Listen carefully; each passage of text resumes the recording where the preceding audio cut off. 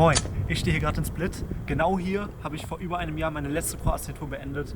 Ja, und ab morgen geht es genau in die Richtung, ab in den Süden, die nächsten 10 Tage bis nach Dubrovnik auf den nächsten Roadtrip. Viel Spaß!